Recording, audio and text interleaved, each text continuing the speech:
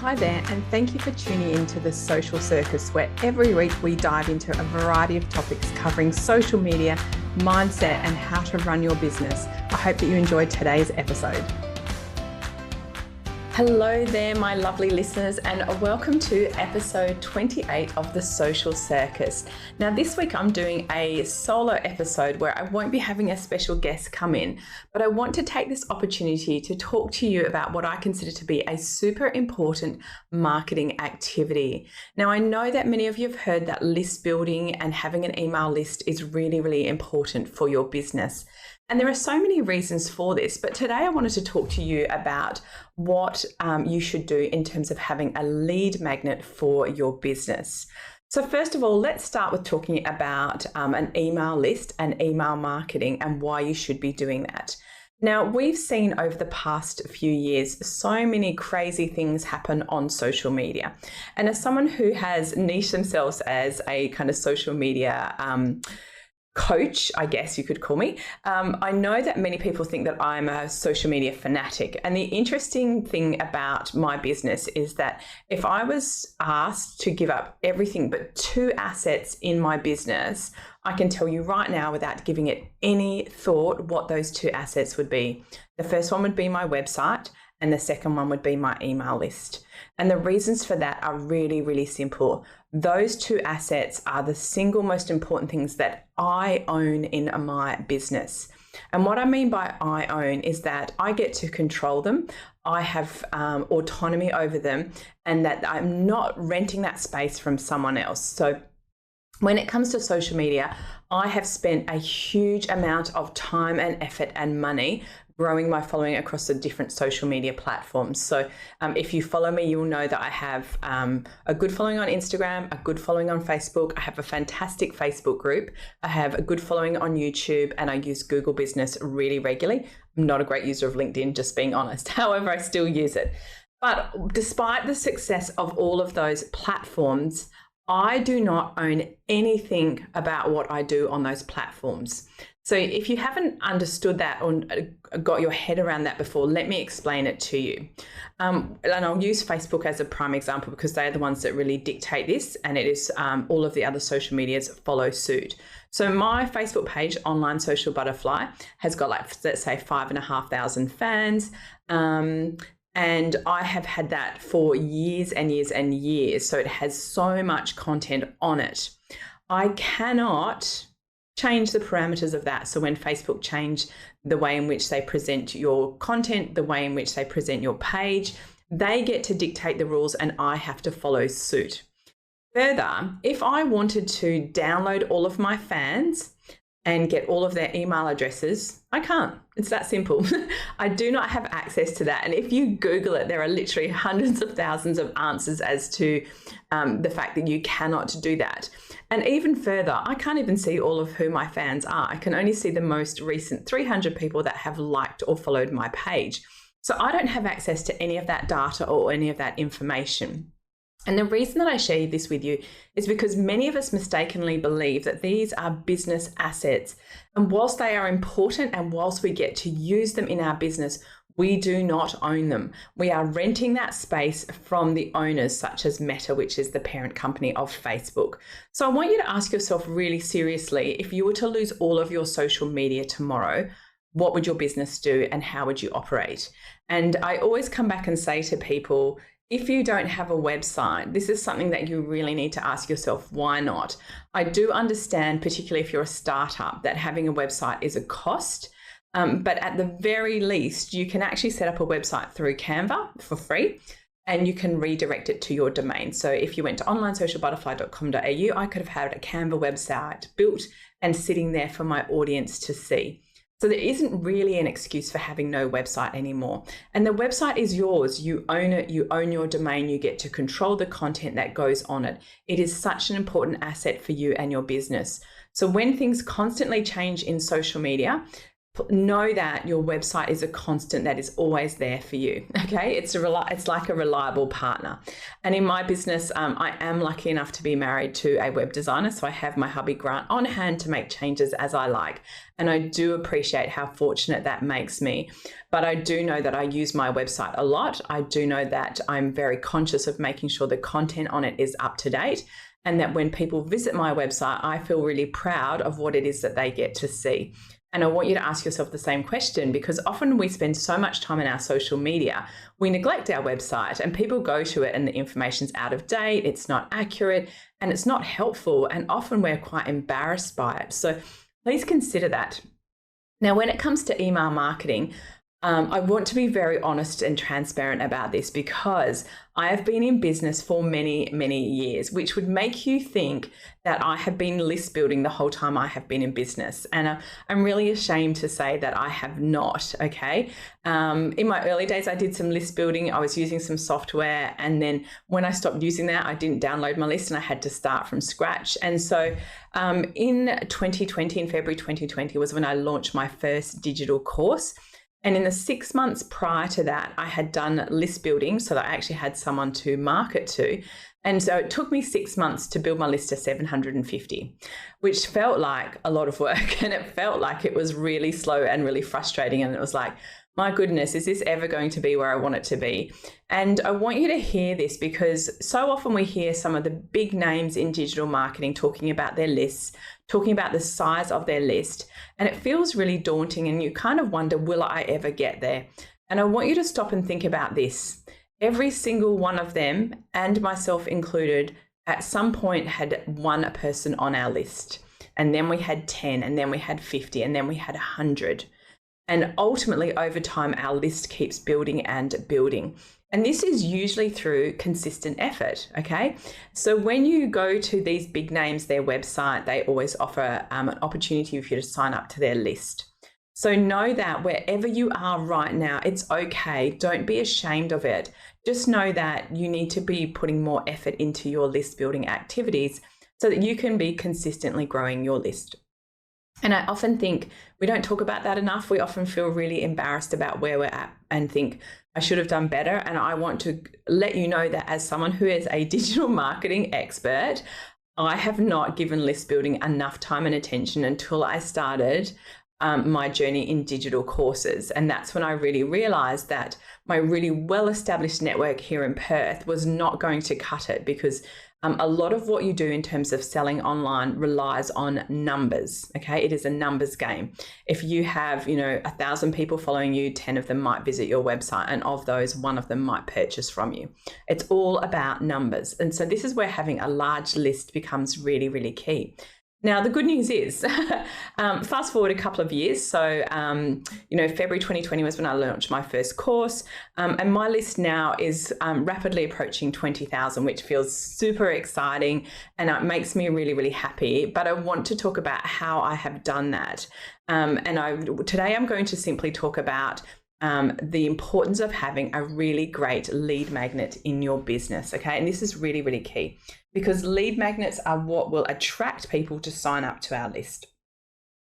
So if you haven't heard of a lead magnet before, there are a couple of other terms that people use for them. Sometimes people call them a freebie. Sometimes they call them an opt-in. It doesn't really matter what we call it. I'd like you to start calling it a lead magnet, because that's what it is. And the purpose of a lead magnet is really, really simple. I will give you my email address if you give me something for free. Okay, so that's what we're doing. It's an exchange between you and your potential audience, or your lead, as the case may be. So whatever you decide to give in that transaction, I want you to understand that it must have a value to your audience, okay?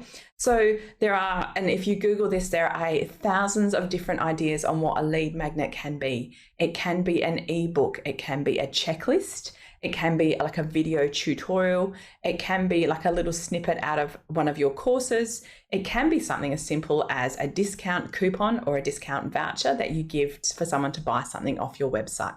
So there are literally thousands of ideas on what your lead magnet can be, okay? So don't get stuck up in that. What I want you to really focus in on is If you want to sell something in your business, so I want you to focus on a particular product or a particular service. And I want you to think about your audience and think about that product or service and ask yourself some questions. What would my audience like to know before they purchase that from me? Okay. And I want you to think about, what does that journey look like for your customer?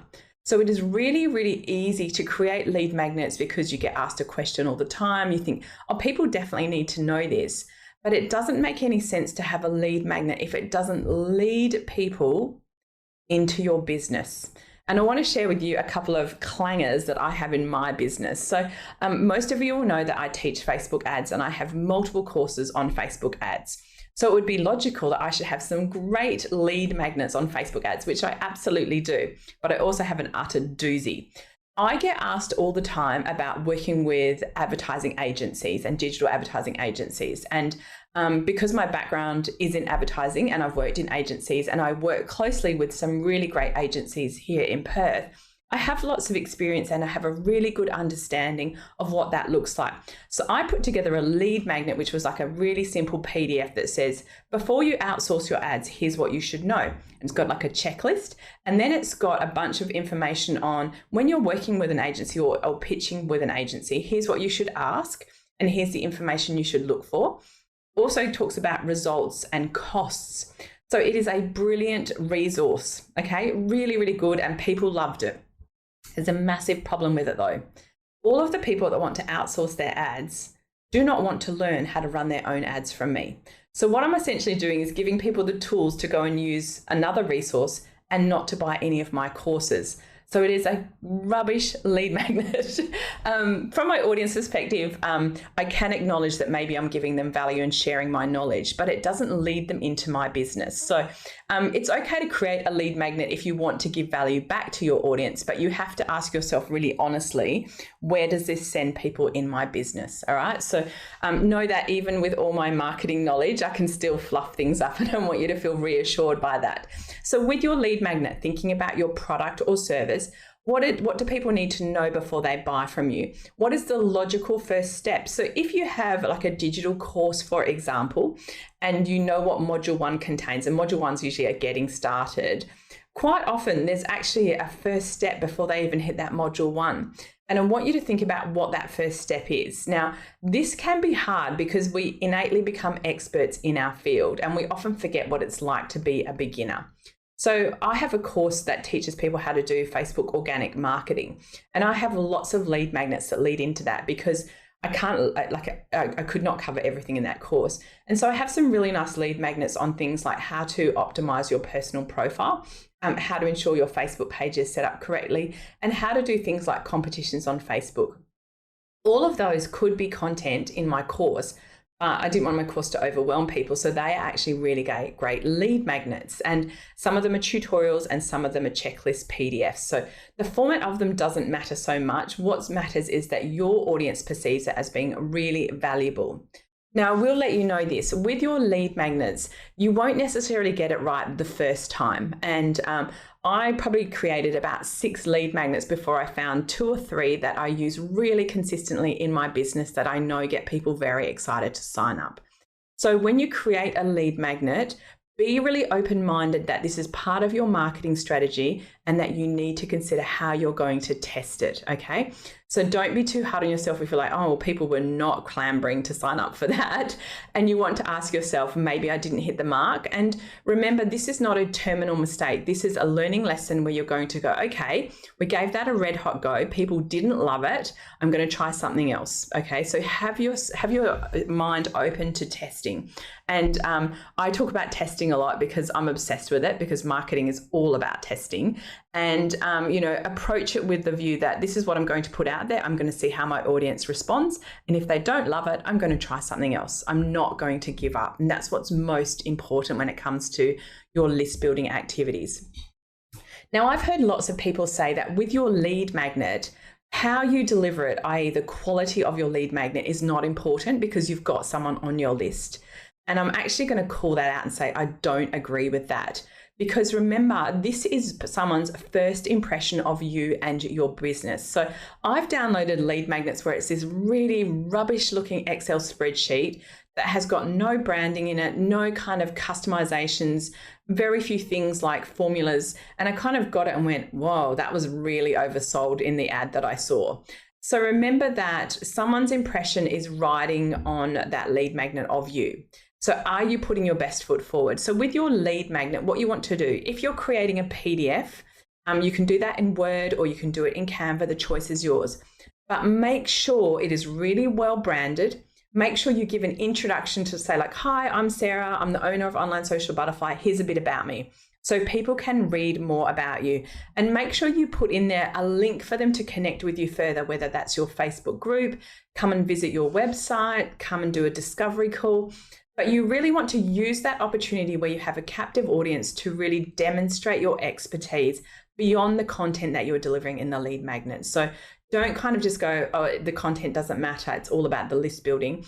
It really does matter because it's my impression of you and your business. So keep that in mind. Now, when it comes to list building, there is a slow way and there is a fast way. The slow way is to do it organically, and the fast way is to use Facebook ads, okay? I use both in my business every single day. So if you follow me on social media, you will notice that several times a week, I will post about different lead magnets that I have in my business. I also run ads in my business every single day for my lead magnets. So combined, they're a really powerful strategy. Now, when we create lead magnets, you do not put it in front of your audience once and go, oh, no one signed up. You put it in front of your audience multiple times. You put it in front of them consistently week after week after week. All right. So this is often what we do is we put it out there once, we do one post and we wonder why it didn't get any traction. I want you to really be diligent about constantly posting on your socials about your lead magnets, because it's not only great in terms of list building, it's great for your audience because they are seeing that you give things away for free, which really elevates you in terms of that know, like, and trust factor. So I want you to consider that. Now, with your lead magnet, the other thing I want you to consider is where else are you promoting it? So on your website is one of the single most important places that you can put your lead magnet. And again, if you visit my website, I've got them dotted all over the place. So on your website, it is key that you have a pop-up on your website. If you don't like pop-ups, I want to tell you that bad luck, they work, okay? I personally don't like pop-ups. I find them quite intrusive, but I know that they work for my audience and I know that they get more sign-ups than a static sign-up box on my website. So don't be afraid of having pop-ups on your website, and also consider having it built into your content. So like on the homepage of my website, I have a banner that's got one of my lead magnets that I'm promoting at the moment. Further down, I also have more lead magnets, which shows I have lots of free resources that you can access. So do not underestimate how important it is to put them on your website, because remember, you get so much traffic to your website, and realistically, probably less than 5% of that is converting on your website to either, send a contact, book a discovery call, or buy from you. All right. So the rest of that traffic comes and goes and you never get to know who they are. So to me, if you add list building onto your website with a lead magnet, it's going to really improve how your website performs and functions. You can also put it in other places. So when you send emails, if you have an email signature, you can put, why not grab my free report? Why not grab this? And you can put a little link in your email signature as well. What I want you to do is be putting it out there all the time, and I want you to track how it is performing. And if you're using any kind of email marketing software, anything from the free tools like MailerLite all the way through to the really high-end paid products, they all allow you to see how your lead magnet is performing. If you've built a landing page as a sign up in your email marketing software, it tells you how many people convert when they come there. So I want you to consider this to be a marketing activity that you test and track, okay? So it's not something that you do and you're like, oh, I've ticked that box, great. That was a waste of time. It is something that you do all the time. And I consider this to be such an important activity. I spend a lot of time looking at how mine are performing, how I can improve them, and how I can get more conversions off my list, like my lead magnet landing page. So I hope that that has given you some great ideas in terms of creating lead magnets for your business that lead people in to buy from you. I hope that you feel like, yes, you can put it everywhere and not to feel embarrassed by that, okay? Remember, we are in business to make money, and having a list is a surefire way in which you can do that. So I'm really excited to hear how you get on. I hope that you have found today's podcast episode. Actually, I hope you find it inspiring enough to take some action and to go and create a lead magnet and put it out to your audience, and do that regularly, okay? If you found that there's been lots of information in today, I wanted to share with you that today's episode is sponsored by my course, List Builders Lounge. Now, the doors are open to List Builders Lounge for the next week, and I'm going to be running a live round of this starting in mid-October. I would love you to come and be part of this. So if you go to my website under courses, you'll find List Builders Lounge there. All of the information is available in terms of how you can buy the course, when the live round starts, how you can work with me one-on-one through the VIP packages. I would love you to join me for this course. It will teach you how to create a really professional lead magnet. It will teach you how to create a landing page that converts for your lead magnet. And we will then dive into using Facebook ads, which I know is the fast track to build your list. As I said, I built my list in under 2 years from like 0 to 20,000, which I think is really a direct result of my Facebook ads. And what I want to focus in on is that even if you have a tiny budget, you can use Facebook ads really, really effectively when you understand some of the marketing tools that we will leverage. I'd love to see you inside List Builders Lounge. So go and check it out on my website. The link will be in the show notes as well. And remember, even if you decide not to join me, please make a commitment to yourself and your business that you're going to investigate a lead magnet and you're going to create one and put it out consistently to your audience. So thank you for tuning in again to today's episode. I hope it's been useful, and I look forward to catching you the same time next week. Thanks so much for tuning in to The Social Circus. As your host, Sarah Thompson, I am thrilled that you've chosen to spend your time hanging out with me. I would be so grateful if you could spare an extra moment to go and leave me a review on your favorite podcasting platform. And if you even felt more excited, you could share my podcast with your friends who you think would get great value from it. Thanks so much again for tuning in.